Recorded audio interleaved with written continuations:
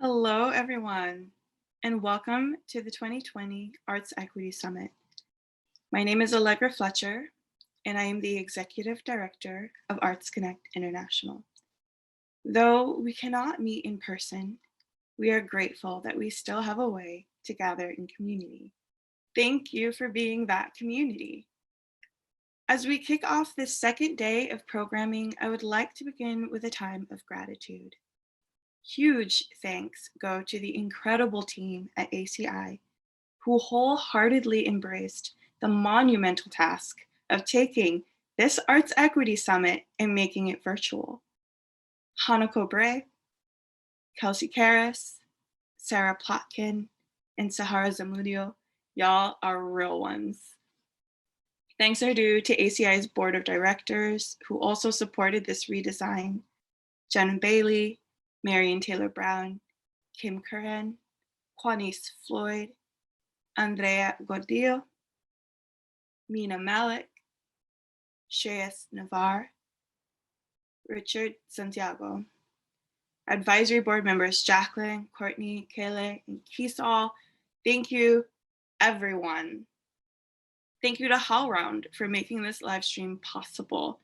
Thank you to the artists and speakers who said yes to adapting their work so that we could continue to hold this space in community.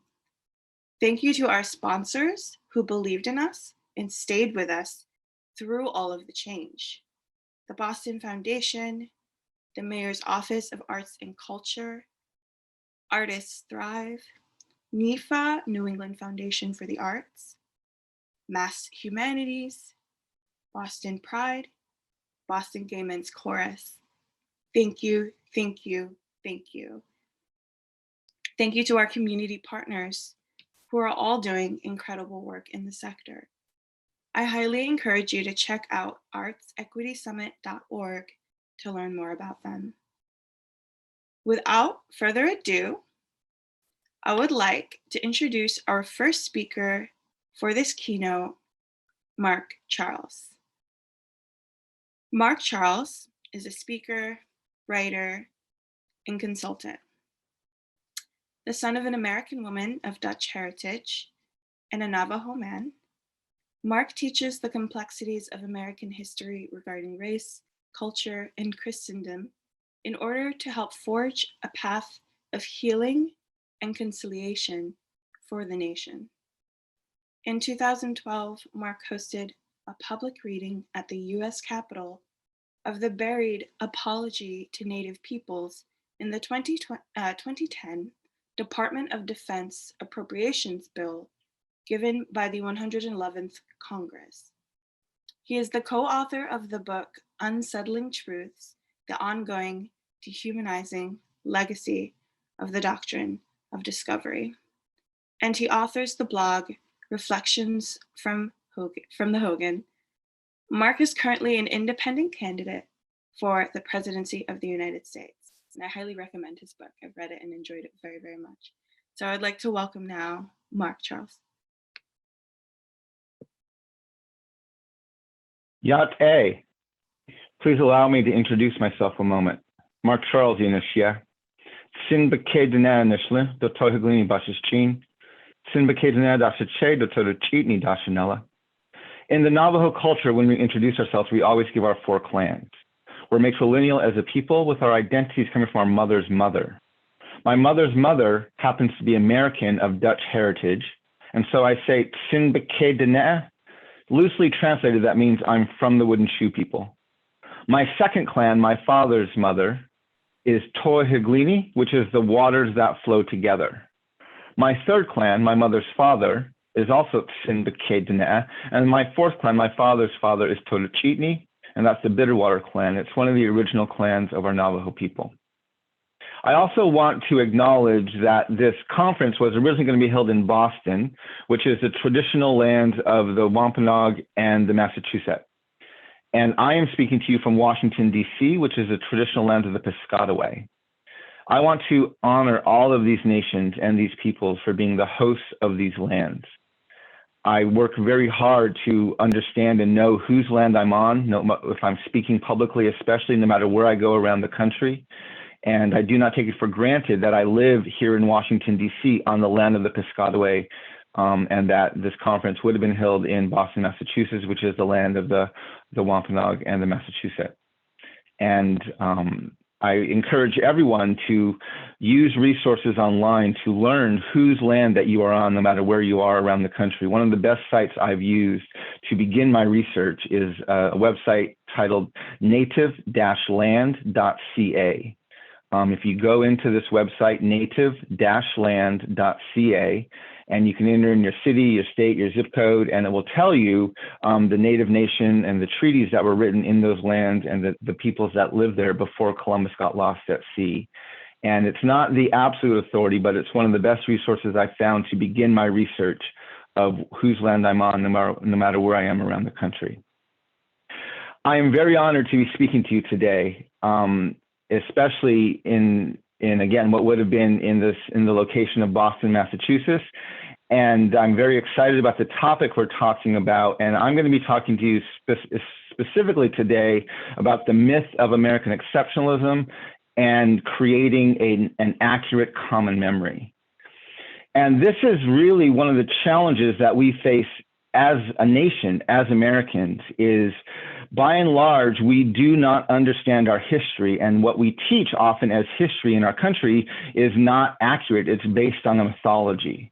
And that mythology is rooted in this notion of American exceptionalism, which, if you bury it and follow the trail long enough, is actually rooted in the lie of white supremacy.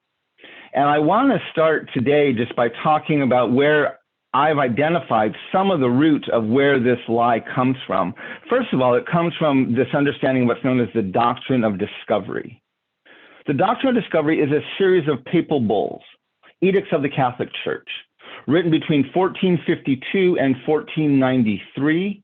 They're essentially the church in Europe saying to the nations of Europe, wherever you go, whatever land you find not ruled by white European Christian rulers, those people are less than human, and their lands are yours for the taking.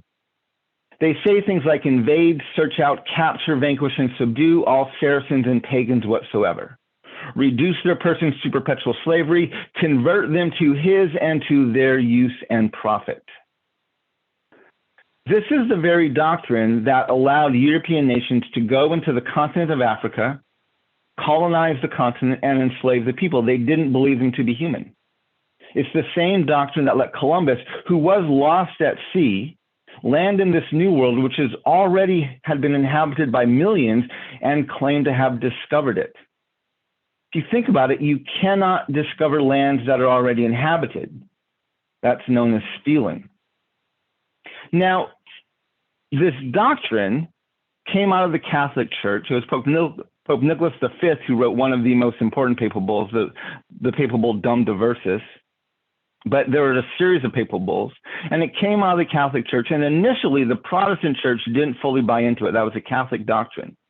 But in 1630, John Winthrop was with a group of colonists, and he was in what is now known as the Boston Harbor. And he was here with a group of people to plant the Boston colony. And on board this ship, he preached a sermon titled A Model of Christian Charity.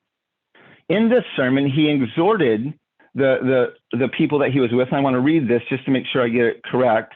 He exhorted the people that he was with that we shall make it a new land. We will make that like a New England, for we will consider that we shall be a city upon a hill, and the eyes of all people are upon us. He used this phrase, a city upon a hill, which is often repeated by politicians, from everyone from Ronald Reagan to President Barack Obama. This notion of a city on a hill actually comes from the teachings of Jesus in the Sermon on the Mount, where he's telling his disciples to be a lamp on the stand, a city on a hill, shining their good deeds into this dark world. In his sermon, John Winthrop goes on to to say that in all meekness, gentleness, patience, and liberality, they should rejoice together, mourn together, labor and suffer together. They should keep the unity of the Spirit within the bonds of peace. These are just your normal, basic, church-going Protestant exhortations. At the end of his sermon, John Winthrop is trying to convince his congregant members to obey his exhortations, and so he begins quoting from Deuteronomy chapter 30. Deuteronomy is a book in the Old Testament, and it takes place where the people of Israel are standing at the banks of the Jordan River, ready to cross over and take possession of their promised lands. And God, in this book, is reiterating the threats and promises of his land covenant with them. If you obey me, I will do these things for you. If you disobey me, I will do these things to you.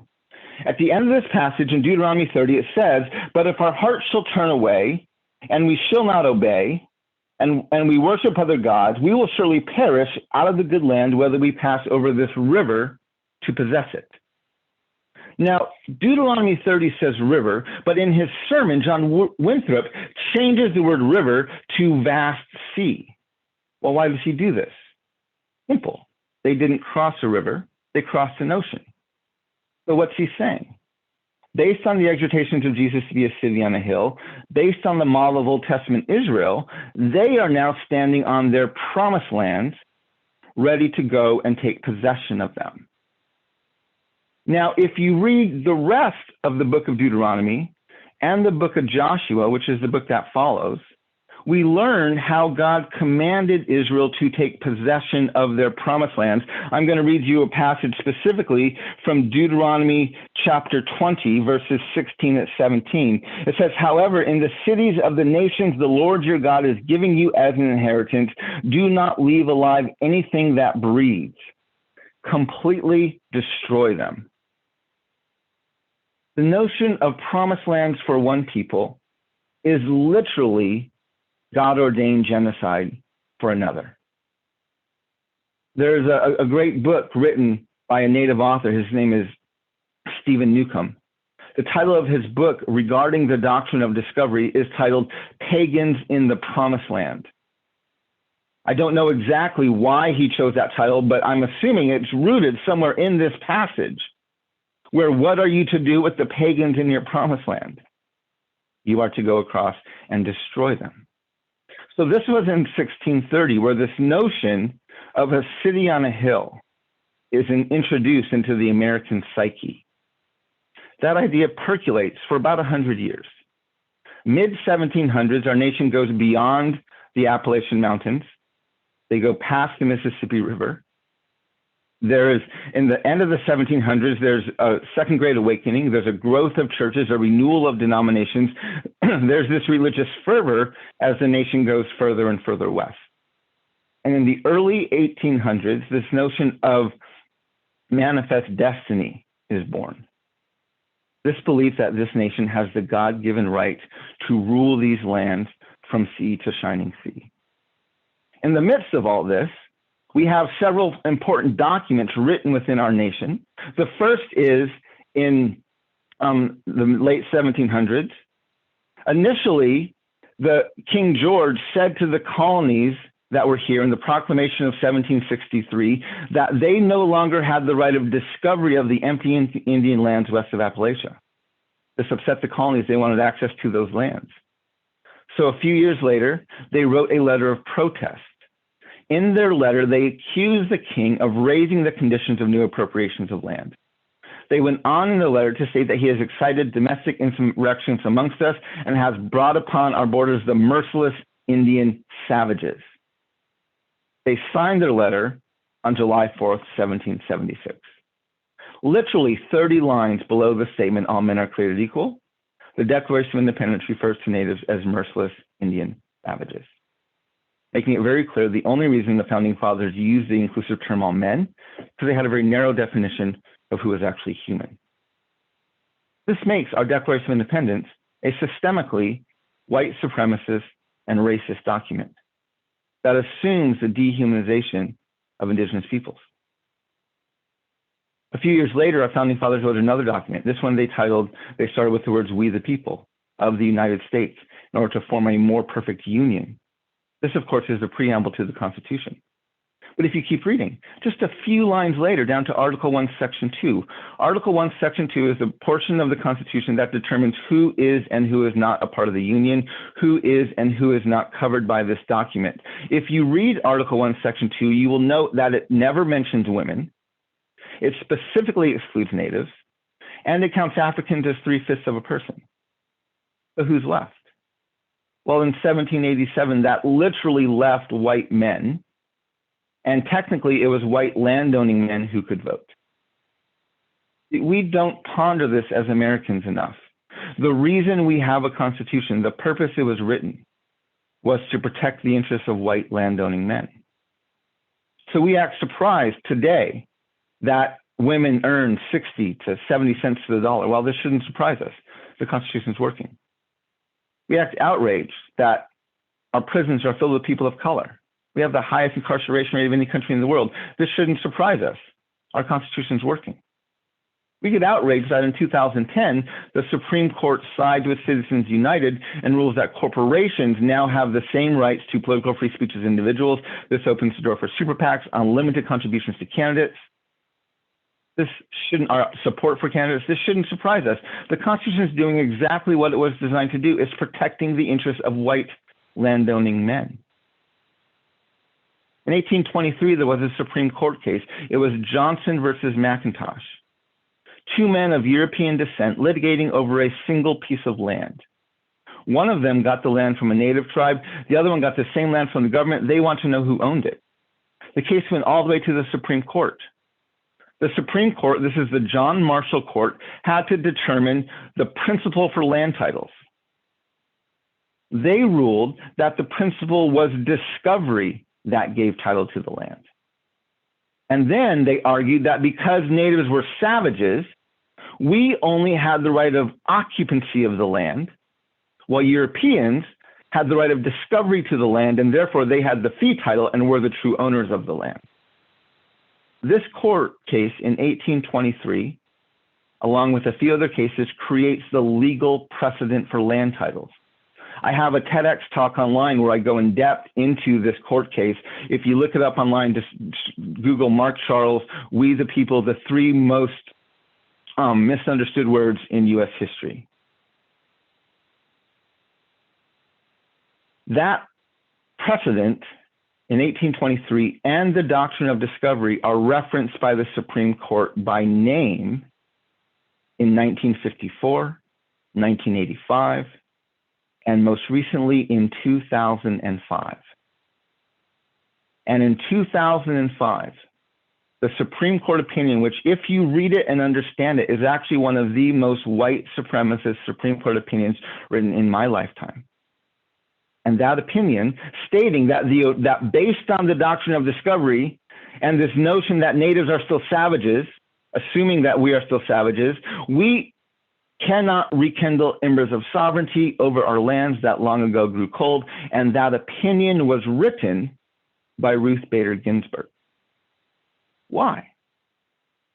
Because when your land titles are based on a dehumanizing doctrine of discovery, white supremacy becomes a bipartisan value.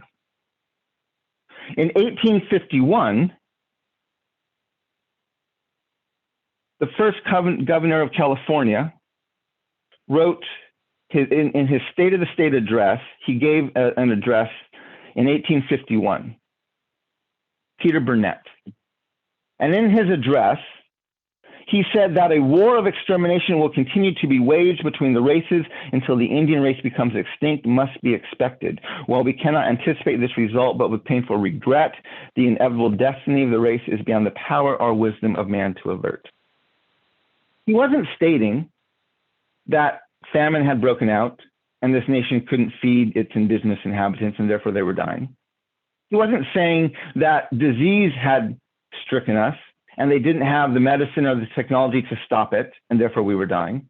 He was literally saying this nation, this white supremacist nation of European immigrants, colonialists, could not stop killing the indigenous peoples until they became extinct. In 1862, President Abraham Lincoln signed the Pacific Railway Act, and this is the act that provided the land and the resources to complete the Transcontinental Railway. Within 3.5 years of signing that act, after atrocities like the hanging of the Dakota 38 in Minnesota, after massacres like the massacre at Sand Creek of the Cheyenne and Arapaho in Colorado. And after the Long Walk, the removal of the Navajo and the Mescalero Apache from the Southwest. President Abraham Lincoln had literally ethnically cleansed almost all of the indigenous peoples and native tribes from the states of Minnesota, Colorado, Wyoming, and the territory of New Mexico, making way for the Transcontinental Railway to reach the ports of Seattle, San Francisco, and Los Angeles, making him one of the most genocidal presidents in the history of our nation. Our nation doesn't teach a history. It teaches a mythology. The mythology is that we have a legacy of discovery, that this nation is exceptional, that liberty and justice here exists for everybody. This notion of American exceptionalism rooted in this understanding of we are a shining city upon a hill, which again is referenced by both Democrats and Republicans, is deep, deep, deep into the American psyche. It's one of the most unifying things. In my book, I highlight American exceptionalism is the coping mechanism of a nation that's living in denial of its genocidal history as well as its current racist reality. Americans cling to this notion that we are exceptional, we are set apart, we are special, we have been chosen by God as a shining city upon a hill to rule these lands from sea to shining sea. And when we have this notion of our relationship, a special relationship with God that gives us promised lands, this we use to justify our genocide. As recently as 2015, Benjamin Netanyahu was in the U.S. and he was lobbying against the Iran nuclear deal. And he was speaking to a very divided Congress. The Democrats and Republicans could hardly even speak to each other. And he was lobbying against the Iran nuclear deal that the Obama administration was negotiating. And he had to get everyone on the same side. And so early in his speech, this is what he said to our Congress. He said, because America and Israel, we share a common destiny, the destiny of promised lands. To bipartisan applause. This is the notion, the challenge we have as a nation. Is we don't teach our history. We teach a mythology.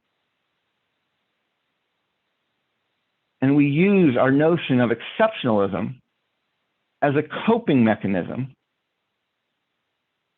to justify our past, to excuse our genocide, to explain away our unethical and massively violent behavior. And that notion is what allows us to celebrate Abraham Lincoln as one of our greatest presidents. It's what allows us to, every year on the 4th of July, celebrate a document that to this day refers to natives as merciless Indian savages. I'm wearing my hair tied in a red CA.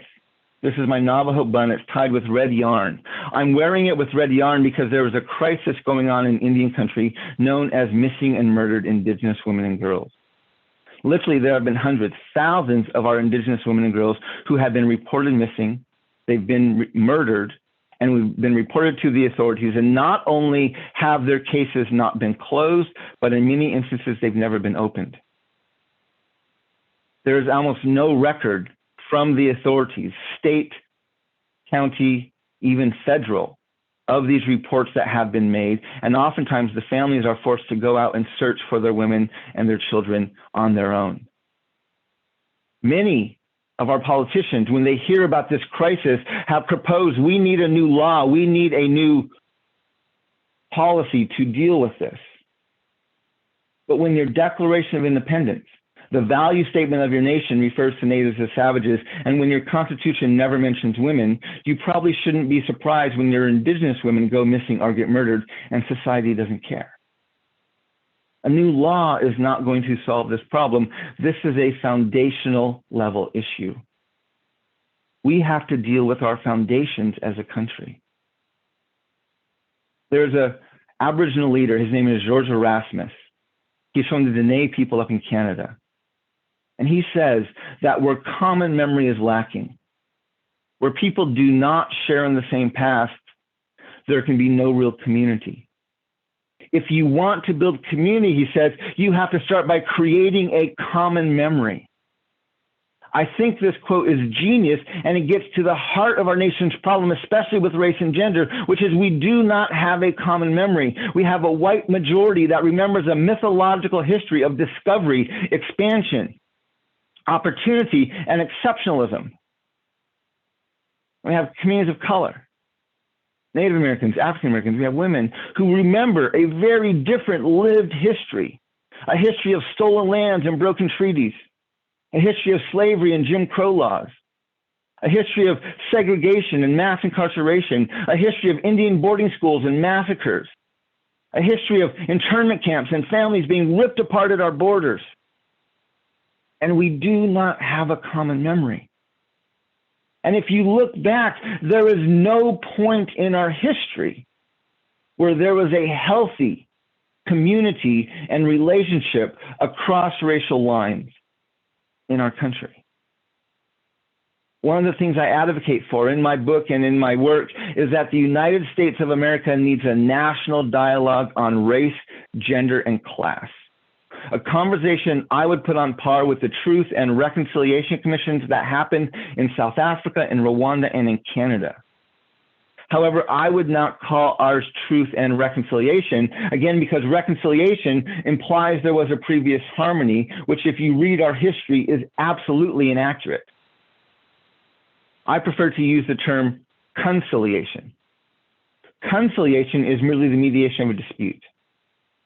If reconciliation allows us to have this mythological past, conciliation demands we have a much more honest starting point. This thing began as a mess. We're just trying to make it better. They both lead us to a better place. And this is what I want to encourage you as artists. This is what I want to encourage you as members of our community. As artists, you have a very important role of helping our nation imagine itself, help our nation find a way to move forward. The temptation, what's going to bring the most popular artwork, is if you use this notion of exceptionalism. Again, that's how our nation copes with its history, is it tells itself this mythological history that we're exceptional. If you want to make money, you can go the route of American exceptionalism. But if you want to build community, if you want to lead to greater health, if you want to help our nation move to a place it's never been before, I encourage you to help us create a common memory. We don't need to bludgeon people over the past. We don't need to shame people, but we need to talk honestly and openly and accurately about it. This is what we did. This is who we are. This is what we celebrate. And how are we going to change it? I encourage you, all of you, to help people like myself, other leaders around this nation, help our nation to create a common memory so that for the very first time in our national history, we can have a healthier community. My relatives, thank you for taking time to listen today. You can find more resources about my writings and my teaching on my website, which is wirelesshogan.com. You can find a lot of my lectures online if you just Google me on YouTube. And I encourage you to join this dialogue. There are a lot of people who are trying to press this conversation forward. And I encourage you to join us in what we're trying to do. My relatives, walk in beauty. And may we learn how to walk in beauty together. Thank you. Thank you. Thank you so very much. If you have any questions or that you would like to ask Mark, please send them our way and we'll make sure that they get to him. It's important to mention that this conversation and this summit was taking place during what originally would have been the celebration of the Plymouth 400. And just many festivities and celebrations happening in the New England area around these 400-year centennial landmarks of pilgrims landing, settling, colonization, right? And it was very important that we address that common memory, that common mythology in our time together because of that overlap and just because of the importance. I agree wholeheartedly, the importance and the responsibility that artists and culture workers have to engage in creating a common memory that is accurate and that is an honoring of peoples. And so now we have the opportunity to introduce you to some artists who are using their work for social change in this very way, talking about personal life stories. These artists are all incredible social change makers who are really using their work to make the world a better place. And so I'm going to let them introduce themselves. I'm going to bring up the panel, Nayda Cuevas, Wallace Juma, Yara Liceaga-Rojas, Cindy Liu, Edafe Okporo, and we are now going to start our panel celebrating resistance through art.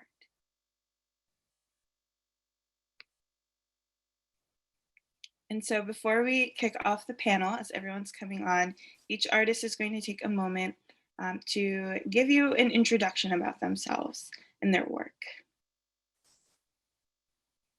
Who starts? We'll start with Nayda.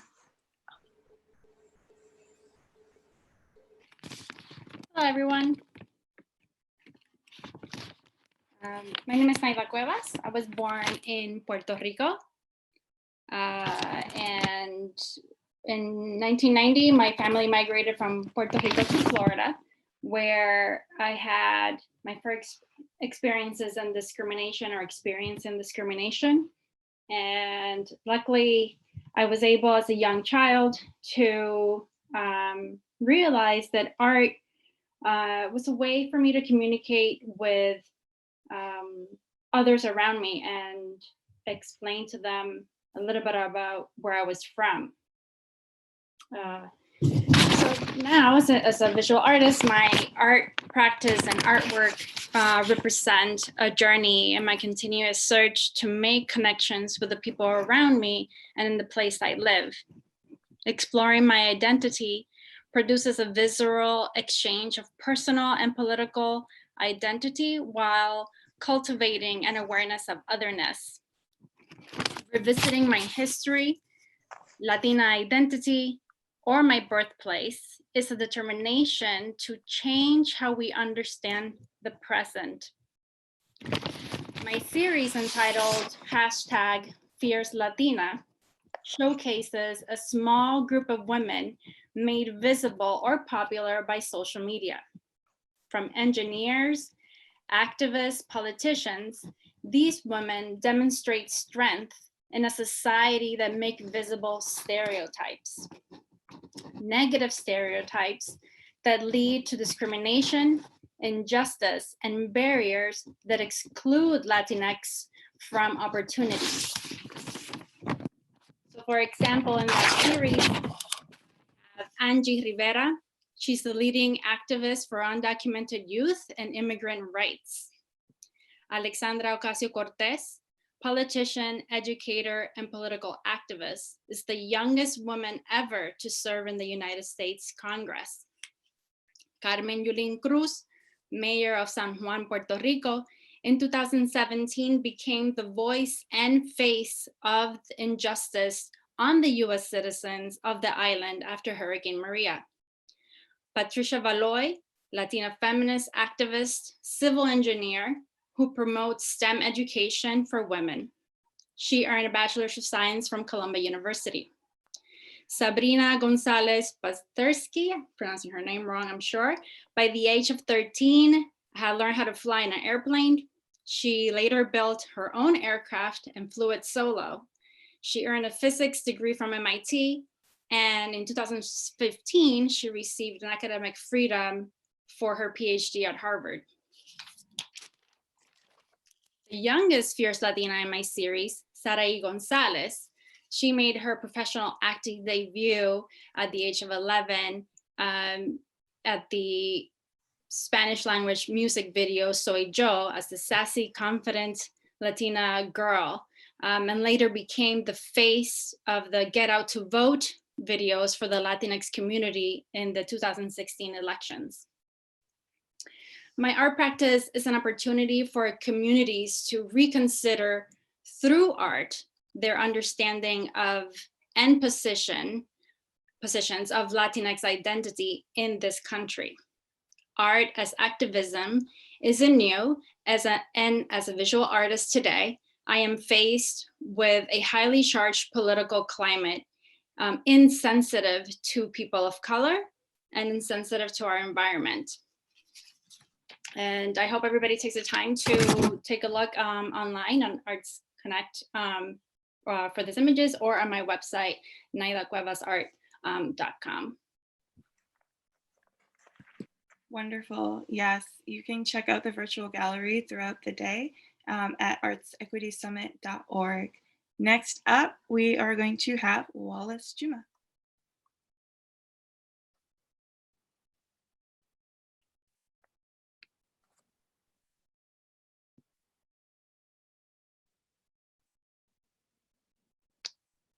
We seem to be having some technical difficulties, so we're going to move forward with Yara.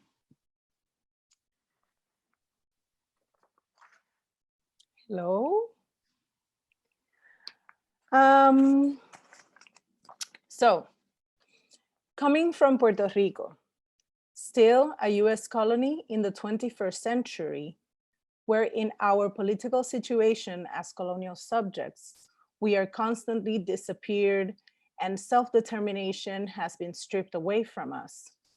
My main goal has always been to promote the visibility of marginalized artists from different disciplines. To achieve that, I write, publish, perform, curate, and coordinate arts-related activities. For 11 years, I was a columnist for a widespread Puerto Rican newspaper. My topics were social justice issues related to race, health, wealth disparities, education, and motherhood. I've always promoted conversations in classrooms and other educational environments about social disparities, gender inclusion, and cultural differences, no matter the age or subject matter. Everything is interconnected. My literary work deals with intimacy, self-reflection, the affectionate relationships between the self and the others. I've been published in academic journals, magazines, anthologies, newspapers in Puerto Rico, Mexico, Argentina, the Dominican Republic, Cuba, and the United States. I've been published 4 poetry books with independent artisanal Puerto Rican publishing houses. And last year, my 5th book, Hacernos el Adiós, was published by the Puerto Rican Institute of Culture and presented in Old San Juan by 8 Puerto Rican mother artists and their kids. Precarity is a strict teacher, so I learned to produce everything by myself, while mothering strengthened my desire to provide for those around me. It also taught me to reach out to others and to rely on my support system, family, friends, colleagues, to be professionally successful. I strongly believe in justly paid work rather than voluntary work. So I ensure that the artists I work with are well paid. I'm still learning how to break free from the scarcity mentality into an abundance mindset. My country produces an astonishing amount of powerful art, especially considering the devastated economy, which was already dire before the global pandemic, and the difficult support infrastructure for artists. In a colonial context, the word resilience sparks a cringe. The term self-care seems unachievable and strange. I come from a place where hacemos de tripas corazones, We make something out of nothing. And that makes me extremely proud. But it also makes me reflect on the privileges I have and the ways I can provide access and wealth to others. Since I arrived from Puerto Rico in 2016, I've secured grants from my projects from the New England Foundation for the Arts, the Cambridge and Boston Art Councils, the City of Boston, Kindle Projects, the Boston Foundation, Assets for Artists, and the Boston Center for the Arts. My projects explore mourning, displacement, gender, race, and diasporic experiences, among other themes. I also offer workshops for Spanish-speaking audiences. Last year, I became a Brother Thomas Fellow, a recognition that is still sinking in.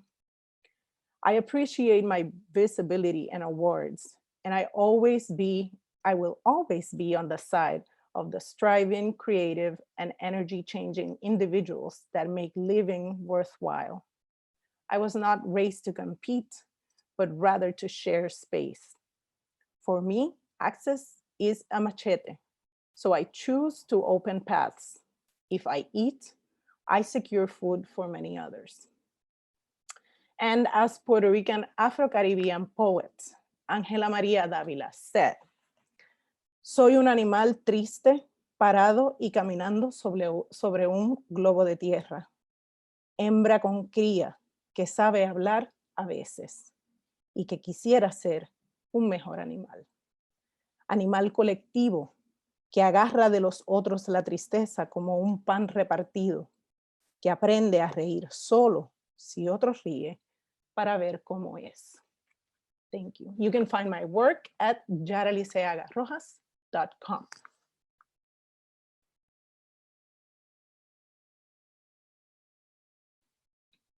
Thank you so much, Yara. I would love to welcome Cindy.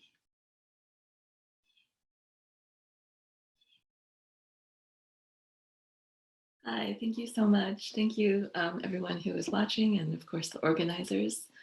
I just want to give you a little background about myself.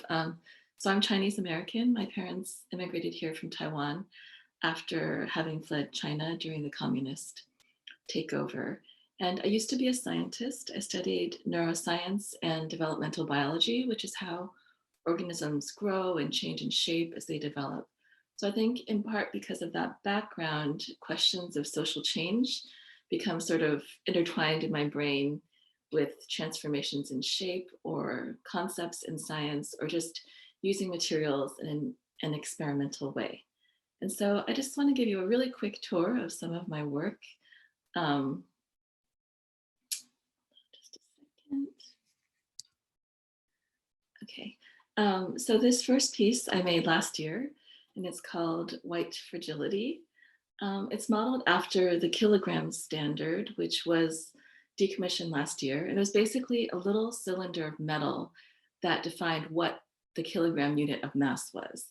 And it had to be protected by a whole series of nested jars under vacuum to guard against any kind of contamination or deterioration. And I think the really remarkable thing about this is that really entire societies and economies were developed and built and continue to function based on what is an essentially arbitrary system of measurement.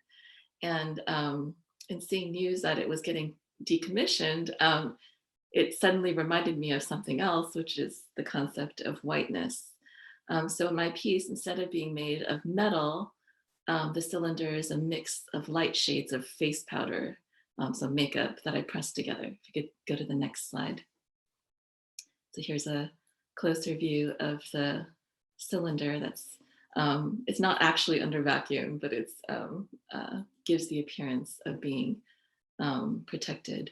So you can go to the next slide, please. I also included this really official looking plaque of an imaginary institute. While this does not actually exist, there are times where it feels like it must exist somewhere. So if we can go to the next slide, please. This is a piece I made after White Fragility, and it's called Chinese Restaurant Syndrome. This is what people sometimes think they have when they eat MSG at a Chinese restaurant, even though things like Doritos have a ton of MSG and are also delicious. And I made this piece last year pre-coronavirus, but I think it's maybe even more relevant now with reports of increase in anti-Asian incidents all across the country and even the world. In this piece, I really wanted to give voice to what it's like to be on the receiving end of what feels like a continual stream of microaggressions. And typically when we hear about microaggressions, it's the voice of the aggressor that's highlighted, and I wanted to flip that. So this is a partial compilation of conversations I've personally been in myself. And I used fortune cookies as a familiar and acceptable, albeit bland, delivery vehicle that people are generally willing to consume, although maybe less so now. But then they get a little surprise message. Can we go to the next slide, please? So if this were in person, people could read all of the little fortunes, but I'll just show a couple of them. One major theme is seeing Asian Americans as perpetual foreigners or other. These are some of the my reactions to comments that people have made to me over the course of my lifetime. Can we go to the next one, please? This one is just, classic. So I'm going to shift gears a little bit now and talk about, if we go to the next slide, please, a project that I started in early 2018 on immigration. And it stems from seeing video footage of refugees who just landed ashore in Greece, and then people coming up and just really tenderly and gently wrapping a Mylar emergency blanket around their shoulders. We then all saw subsequently images of people sleeping under emergency blankets in detention camps here in the US. And so the pieces I'm going to show you are all made of emergency blankets, and they envision sort of prolonging or extending that moment of embrace. But then there's also this tension with what's viewed as temporary or disposable. So in this first piece, I crocheted or sewed emergency blankets into toys. As you may know, there are about 30 million displaced children in the world, many at our own border. Could we go to the next slide, please? I also made this quilt, and I embroidered a map of the world on it. And this projection of the globe more accurately represents the relative sizes of the continents. It's also viewed from a celestial reference point. And so there I'm trying to appeal to a broader sense of humanity that could possibly supersede national borders. Could you go to the next slide, please? And this is just a detailed image. These are all individual hand-tied French knots. And the areas with a little bit more green show places where people are presently migrating to. Next slide, please. And finally, the last piece I'll show is this parachute that's been suspended midair. In this piece, I was thinking about the parachute both as a safe landing device and also about this game that maybe you also played as a kid. So in this game, you stand all along the circumference of the parachute, and then you fling it up so that it catches the air, and that creates a temporary dome, and that allows people to run across to the other side before it collapses down. And in doing this, you end up finding new neighbors on the other side. And then people repeat this. In part, I was thinking about sort of the waves of migration that have occurred throughout human history, and kind of trying to think about maybe a time in people's lives where perhaps they're more open to having new neighbors if you're beside them. So I think I'm already out of time, so that's just a sampling of my work. But thank you again for listening. If you want to see more of my art, you can check out my website or Instagram, or if you just want to chat, I'm at home. So just let me know. Thank you. Thank you so much, Cindy. I'd love to welcome Edafe.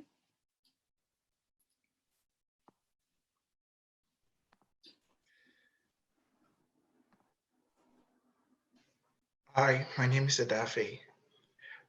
Let me tell you a story. Like any other good story, it starts with once upon a time. So once upon a time, in late 2016, a young man boarded a plane from Abuja, Nigeria, flying to JFK International Airport in New York City. He was so sure that this would be his last day, living in a society where he was excluded.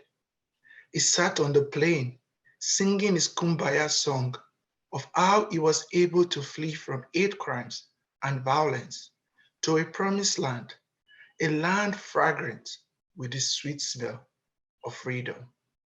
When he arrived in the United States with the expectation of being accepted into welcoming arms of a great nation, a world-class nation with a long and prosperous history of welcoming immigrants to our shores.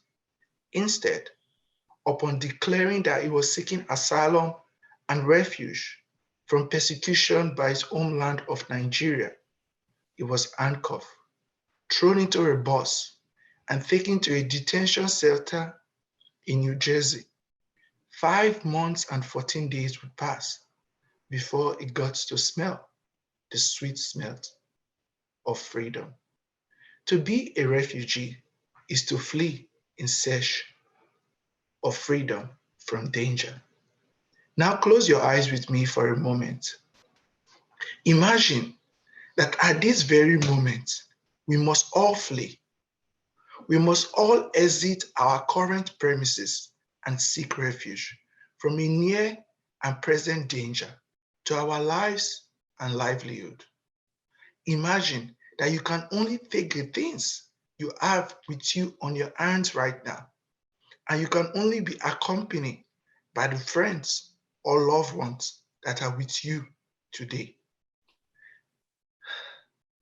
And the only thing you can take in terms of cash is the possession you have with you right now. Now open your eyes. Approximately 70 million people are currently displaced. Refugees flee from war, violence, prejudice, AIDS, and blackmail, believing that by coming to America, they will be given an honest opportunity to contribute to a prosperous society in exchange for a chance to create a life of their own design. My name is Edafe Okporo, and that boy was me. I fled my country, Nigeria, because an important part of my life was being excluded. In 2014, the government of Nigeria passed a law that criminalizes same-sex relationship by 14 years imprisonment. I could not stay in my country anymore due to the threat and violence towards me for identifying openly as a gay man. So I came to the US with the hopes of being accepted. When I was released from the detention center, I wrote a memoir called Bed 26, Memoir of an African Man's Asylum in the United States. Why I titled my manuscript Bed 26, because when I came to the US, the first name I was called was my bed number. It's a systematic system that in the United States, when arriving aliens arrive in the country, they lose their name to just a bed number or an alien number. There was a plane that was flying immigrants to Mexico in the 80s, and the plane crashed in California. Only 3 names were recorded, the 2 pilots and one of the pilot's wife. The other 13 people were written 13 other Mexican deportees. So I wanted to give people who are fleeing from persecution a reason to believe that their stories should exist. That was why I wrote the memoir. In 2019, I produced a one-man show on Broadway, and the show also traveled to Connecticut the fall of 2019, while I was simultaneously filming for a documentary for HBO. One thing I have learned in my few years of engaging in the arts is that art can be used as a vehicle for us to air our grievances against the world. For me, I have a quote I live by. It says, our struggles may either energizes us or paralyzes us. The choice is ours. I have shared my art in poems, essay, book writing, play performance. Art has liberated me as a human, and I want to share the experience with the world. I have an upcoming book this fall, October 7th, titled Compassion is Worth More. Because as I continue to live in the United States, one thing that is consistently being aired as a grievance against migrants is that immigrants are coming to take away from the resources in this country. And I want to be able to pass a message as an activist, not just only by protesting, but also showing my work with visual form. Because art is a vehicle to change people's minds towards us. Since I've been doing art, people have come to me and relate with my story. They told me that I did not just only learn from your story, but it resonates with me to know that we share in a common struggle. And that common struggle is our migration story. Thank you very much for giving me the opportunity to be a part of this panel.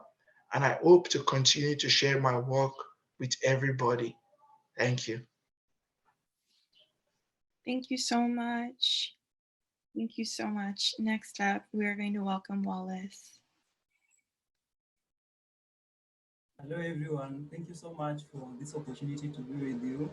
I'm so happy to be able to share my work in these challenging times. My name is Wallace Juma. I was born and raised in Nairobi, Kenya, and I work here in Nairobi.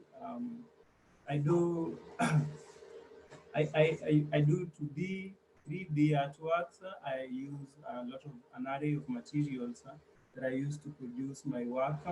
If you go and check my work on the online gallery, you'll be able to see how they look like. Right now, I'm pursuing a body of work that I call concealment and revelation. In this body of work, I'm trying to remove the layers and the masks that people really put on and try to bring out what we really are. I'm trying to investigate and listen to stories and talk to people in my community and hear the stories of their challenges and the life that the unequal life that we are all experiencing. And I'm putting these stories together and projecting them in a visual form. And currently I am doing a project around Lake Victoria. This project is called Buoyant. It was inspired by a documentary I once watched called Darwin's Nightmare.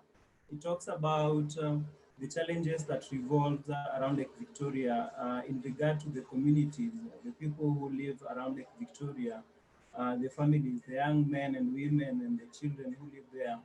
And this entirely connects to Europe as a continent and several countries in Europe that in 1953, when they introduced Nile perch as a fish into Lake Victoria so that it can grow bigger and become a fish of high commercial value, it ended up changing the dynamics of the Lake Victoria, and this beautiful environment, this beautiful lake ended up to become a horror site, a crime site, a place where it's no longer inhabitable by people. Why I say this is because if you look at the history of Lake Victoria, in 1980s when this Nile perch fish had already grew in large numbers in the lake, it it it led to a lot of young men leaving schools and running into the lake to get fish so that they can be able to be exported to Europe. And a lot of young people went into this risky fishing industry without preparations, without enough knowledge, without education about fishing. And it's so funny, until today, 2020, we are still in the same situation. World Bank in 2017 highlighted Lake Victoria as um, #1 killer in Africa, because in the three countries combined, Kenya, Uganda, and Tanzania, where Lake Victoria is shared, we have had over 5,000 cases of people drowning every single year. And the highest risk is among the fishermen who actually go into the lake with no equipment, with no knowledge and no information about weather, no proper boating equipment, no swimming skills. Some of them are criminals, people who go into the fishing islands because they are escaping from something, and they end up in a very hostile environment where there's no control, there's no police, and there are so many issues that have led to this issue about Lake Victoria, contributing to over 5,000 people dying every single year in search of fish. And this is not the story alone. The story is that these young people, with lack of information and lack of education and lack of proper plan of life, they end up marrying young girls. A boy of 16 years old marrying a girl of 14 or 15 years old, having children, and this boy dies in the lake, drowns in within 3 or 5 years of fishing, and leaves behind a woman, a young girl, carrying a baby, 4 children, orphans, and it's been so awful to hear the facts about around Lake Victoria. It's been just so awful and disastrous. We are talking about communities that in East Africa is leading in number of HIV cases. And when I was doing my research, I visited these islands and had a conversation with many conversations with these fishermen. Uh, and it's so funny that until today, the governments, the three governments combined, are not even able to supply fishermen within Lake Victoria, which has over 87 islands, all of them inhibited. There's no enough sufficient supply of sexual protection of, tools, like things like condoms. They're not available. Fishermen they don't get to access condoms just to be able to have safe sex. Young people are marrying each other, giving birth to children, and unplanned pregnancies, and it's very chaotic. I've been able to follow up the story of the business of exchanging fish for sex, which is one of the leading issues around Lake Victoria. So in this series of my work, what I'm trying to do, I'm following up on the communities, on these people living in these communities. I'm having stories with them. I'm talking to children. I'm talking to young men and women. I'm listening to the stories of their lives, how they've been through in this situation for all these many years, and what is their plan, and what is the possible solution for them. And what I'm trying to do in my work, I'm trying to document what I really hear from their stories. And in my images, I'm trying to give the actual emotion that these people portray. My work is not just about pictures or faces of people. It's about their soul, what they are trying to tell us, what is the most beautiful thing they have inside that they cannot even be able to share. We are trying I'm trying to talk about their feelings and how they connect to their everyday life as they continue with these stories. So for me, I would like to welcome you with my work, and feel free to look around and and see my pictures, follow me on my social medias, look at my website. You'll get to follow, to understand more of how I'm working on. Thank you so much. Thank you. Thank you so much. Thank you, everyone. Thank you, Edafe, Wallace, Cindy, Yara, Nayda.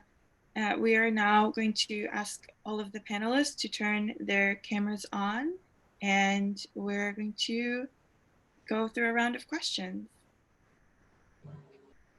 Awesome. Thank you. So I have one question through Facebook for Cindy specifically, but I do have a few questions that I was hoping to go through with the panelists. So we could either start with that question from Facebook and then go through the pre-planned ones. It's up to you all. But I'm really, really excited and grateful to have everyone here today. And yeah, why don't we start with the questions? So this is an opportunity, whoever wants to come in, just make a little note and start, and we'll be sure that whoever wants to answer a question can answer it, and not everyone has to. So the first question that we have for you is, how did you first begin to see your art, specifically as a vehicle of social change?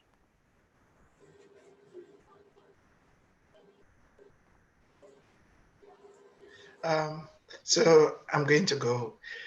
So I realized that art was a vehicle for social change when I was young, because growing up as a gay man, I wanted to see a visual representation of myself.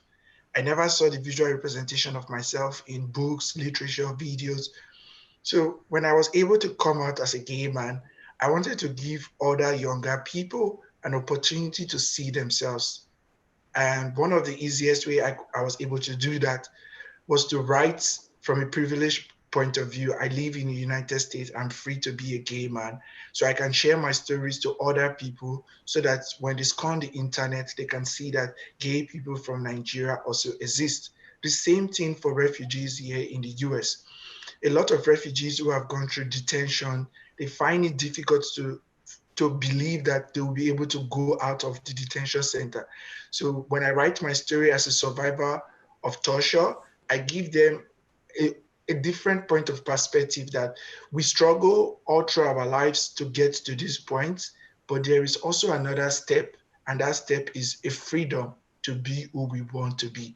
And the only way I've been able to do that is through art, because it is hard to convince somebody about something, but when somebody who is a visual learner sees pictures about somebody, it gives them something to hold on to, that they too can become that thing.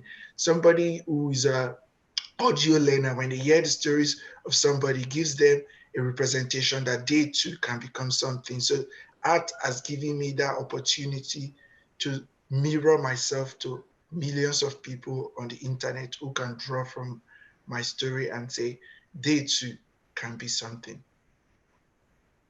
Beautiful.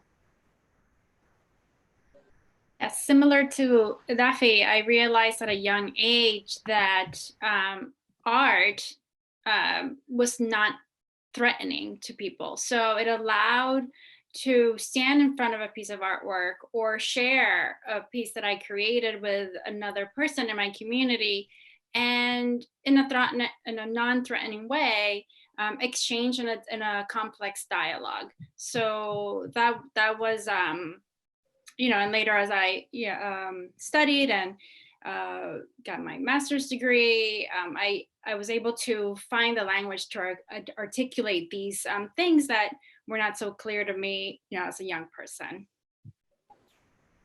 For me, I think that the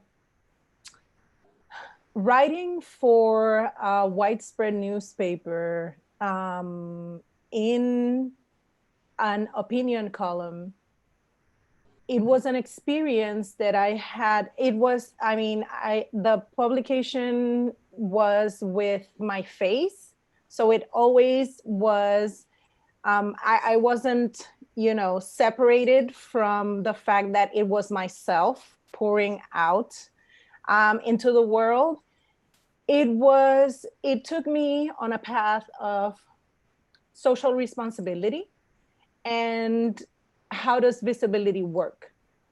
And so I had access to experiences that some writers don't have, because during that period I lived a lot of scarcity, financial scarcity. And so I tried to show that to audiences using the privilege that I have, because I was educated in college and I come from educated parents. So by that vehicle of writing, I'm mostly known as a poet, but I also use poetry and, you know, literary resources in writing to speak to a very wide audience.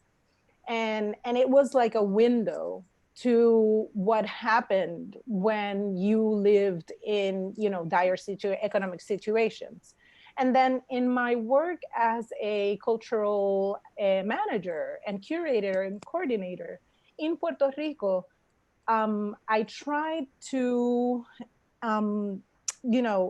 include, I always had that inclusion perspective. Back then, I only had a very narrow binary view of life, but I always tried to put females and males in the same, amount. I come here and I started broadening that worldview and taking decisions on how do I portray the work that I want to show the world, and making it so that it could be a reflection process for the audiences also. And so I started widening the way that I'd included different artists and different genders and different races. And so for me, it's sort of like a constant reflection process with the cultural work that I do, but also within what I show, so the audiences can do that work too.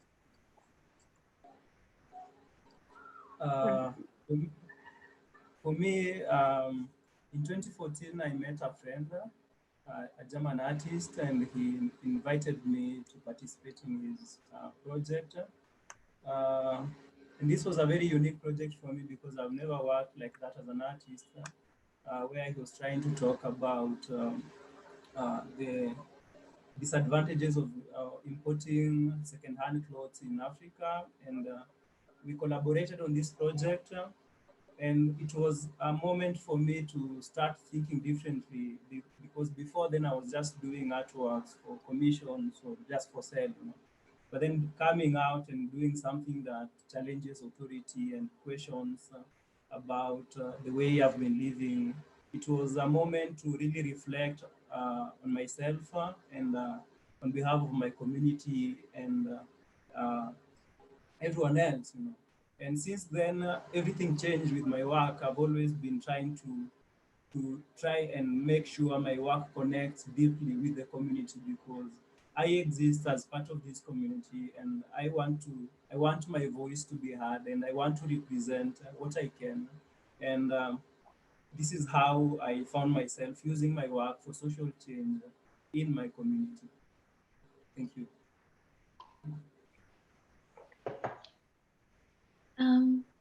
Well, for me, I've only been making art for about 3.5 years. And I said before I was a scientist, and the timing of my shifting gears to art was kind of interesting. So I quit my job as an editor at a scientific journal about 3 weeks before the 2016 presidential election. And at the time, I honestly didn't even know I wanted to do art. I just knew I needed, like I felt this compulsion to do something that would enable me to see differently, like through a different lens. So I don't really know if it was that like this post-election period acted as a crucible for my art practice, or if somehow I could sense something brewing or coming to the surface in our society that pushed me to make the jump to art. It was probably a combination of both. But I can't say that it was really conscious in the beginning, but it's just these things were constantly on my mind and would make their way into my artwork. Things that from the past in my own life just started to kind of bubble up to the surface and then would make their way into my artwork. And so, I mean, at this point, I am aware that this is a major motivation of my artwork, but it sort of just all coalesced together. It's wonderful. I don't often talk, well, I do sometimes. I'm also a singer-songwriter, and as coming from that background, for me, a lot of my work started from a place of like, this is kind of how I feel, right? But there's sometimes that tension between this is what you do to make it, right? There's like a certain view of at least as I was growing up, of what it meant to make it in the music industry, and then what it meant to this is a song about process. This is a song about inviting people into a place of healing or a place of growing and a place of development. And so the question for the panel is, what are the sacrifices or the decisions that you've had to make in your professional careers in order to uphold your commitment to social change, to doing artwork ethically, those kinds of decisions? I just want to say, though, that before I answer that question, I want to reflect on this. Art is a tool in creating visibility, and it enables organizers to gather together like in a very non-violent way. Like this in turn has a huge impact in changing my mind or changing the mind of people. And there's a saying that goes that is a cliche, that the power to change people's mind is hidden in your story. But we are taught to validate our art through the lenses of academic concepts, metrics of society, and our abilities to copy from the artwork of others that have been validated, and eliminating the essential focus of art, which is genuity, norarity, and ambiguity. Following these models, we not only limit or marginalize people in displaying their art, but kill the potential of doing anything productive. So, like, I've made sacrifices in income, like geography and so many things, but for art to be really equitable, it should not only be for commercial purposes. Art should also be a means for creating change. Art should be activism for activists who do not want to go and protest on the street. Art should be used for social justice, knowing the fact that data-driven artwork does not only make the world more commercialized, but it reduces our ability to create dialogue, which is one of the purposes of art, is a dialogue between people, the artists and the people who receive those dialogues. So one thing I have done, and this is the biggest sacrifice I have paid, is that I have turned down a lot of agencies that want to be a middleman between my art and the people that my art will interact with. I could have been in places, I could have dedicated my entire life to being an artist, but I also work as the executive director of a refugee shelter in New York City. So the sacrifice I am paying for my art is not commercializing my art in a way that we lose the dialogue it could have created between me and the people I'm trying to communicate my art with. So I sacrifice commercialization of my art. Thank you so much, Edafe, for sharing that, because I feel exactly the same way. And also, I would love for us, the creative community, to start shifting language, the way we use language, because sacrifice implies so many negative things to the self. I mean, lack of sleep, malnutrition, different approaches to the way we do art. And I'm very accustomed to that. I've, up until now, up until March, like the middle of March, I was working a full-time job and also working full-time in my art practice. and also raising children. So, and that has been like that for the last, I don't know, 15, 20 years. That's the way I create my work. And so that's why I very intentionally don't believe in voluntary work, because I think people need to be paid and well paid, and justly paid. I mean, better than justly, well paid, to be able to do the things that they want to do that I cannot control or state. But also I try to shift that into becoming, self-sufficient in a very nurturing, kind way to myself. Because I noticed that I was, my body started giving me the signals of, you are doing too much. And I don't know how to, like, women in my country do that. That's the way they work. They overwork themselves.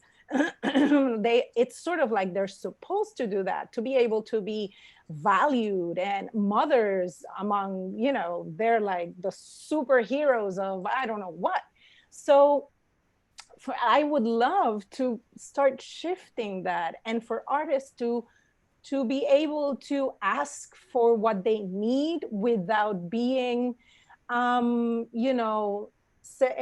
se dice? Weighing themselves down, and, have if they want to be commercial, so be it. If they don't want to be commercial, so be it. But they can eat, and eat what they want to eat, and live where they want to live, and all of those sorts of things without the component of sacrifice. I don't know how we'll get there, but I'm trying.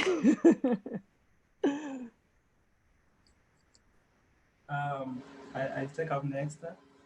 For me, I would say the biggest challenge has been giving up the conventional careers here in Kenya, because in Kenya, art is still something like in most other African countries, art is still like a hobby. It's still something the community is not still accepting. When you introduce yourself out there and you say you're an artist, they always think you're a musician. They don't see art further from just being music or being a musician. And even having misunderstandings within your family, with your parents, with your siblings, when you tell them you're an artist, they still don't understand, because art in school is never there. We don't study art here. In primary, in secondary school, it's not an option, it's not there. So they don't know. You have to teach them, you have to tell them, I don't earn monthly income, because all they want, or all they think the best for you is to be a policeman, or a teacher, or a doctor, or a pilot. And so giving up this conventional career in a country that still doesn't accept what you really do properly, it's quite of a challenge. Just like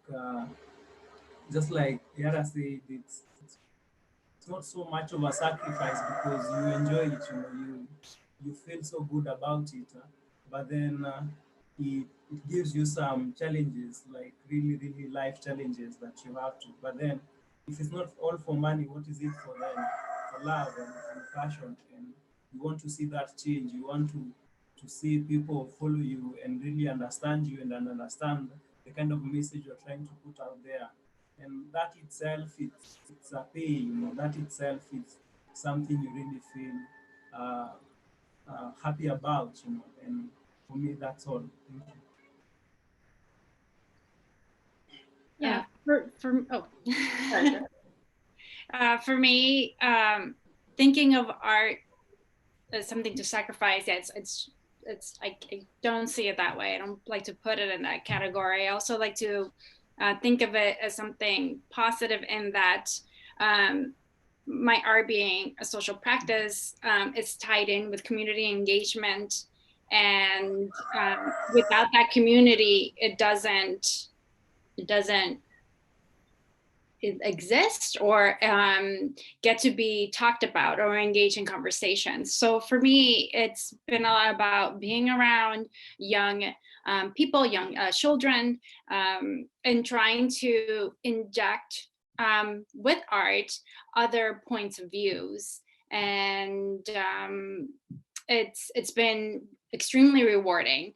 Yes, there are other financial challenges as an artist, as a visual artist. However, it is so enriching and so fulfilling to see in children and young people and teenagers just the effects, and you can see them process the information that you're sharing with them through arts, and that for me is just the greatest benefit and the reason why I do what I do.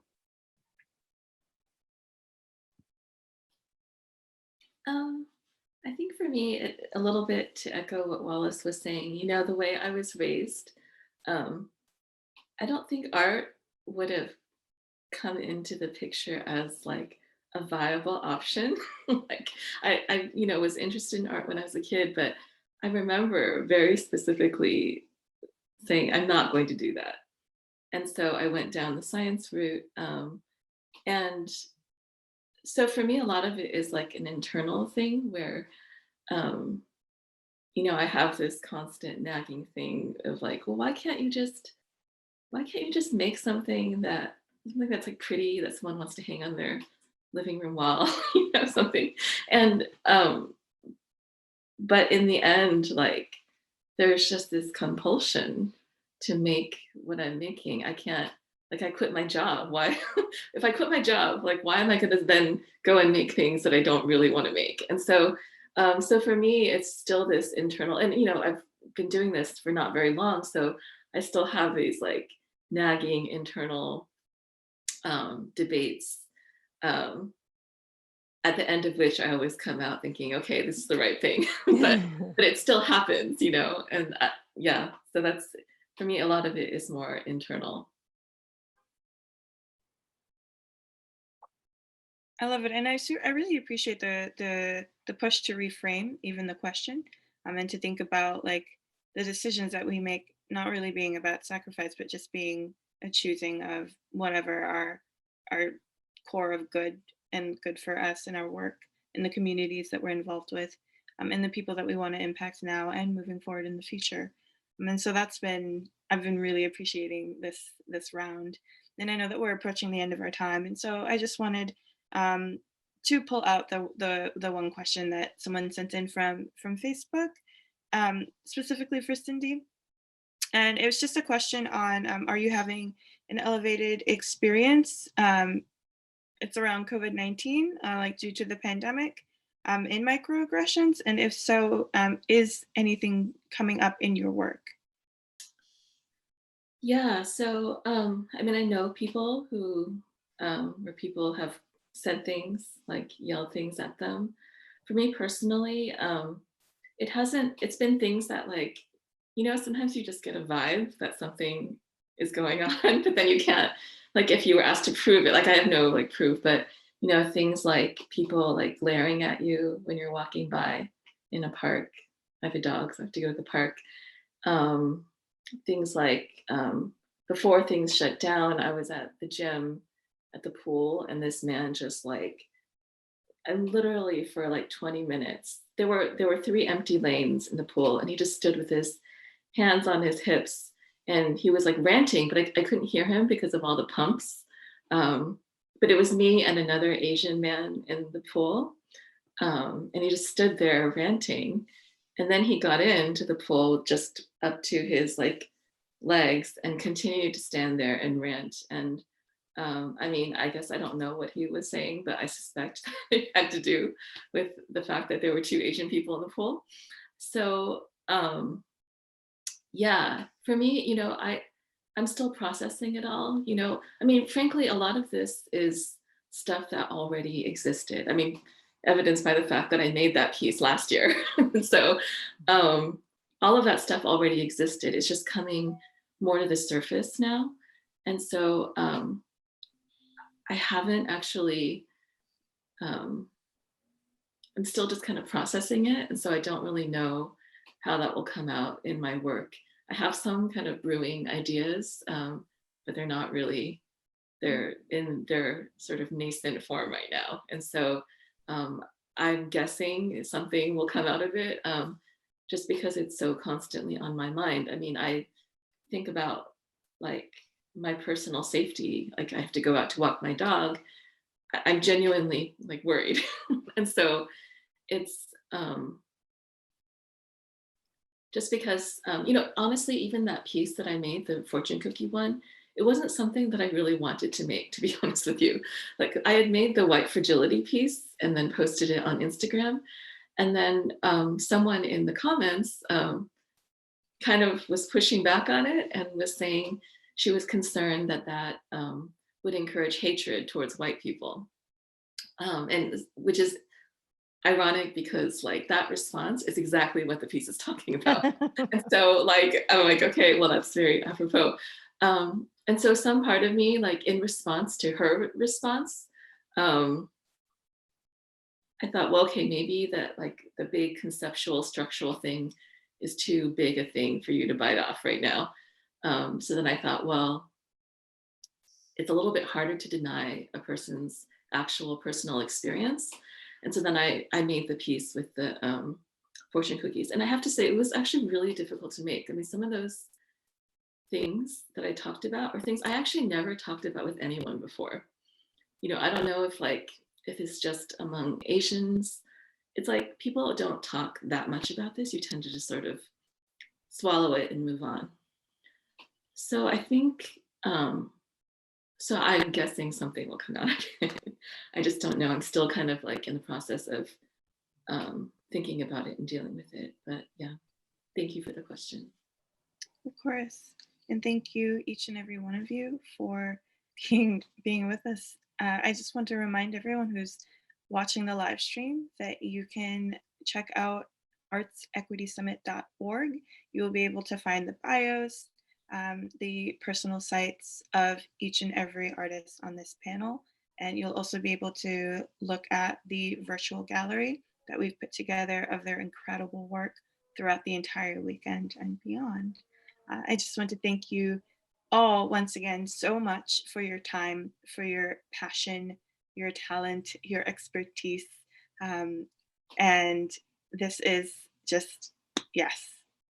Thank you so much for being here. And with that, I welcome everyone to join us for the rest of our breakout sessions that you can access via Zoom. Thank you. Thank you.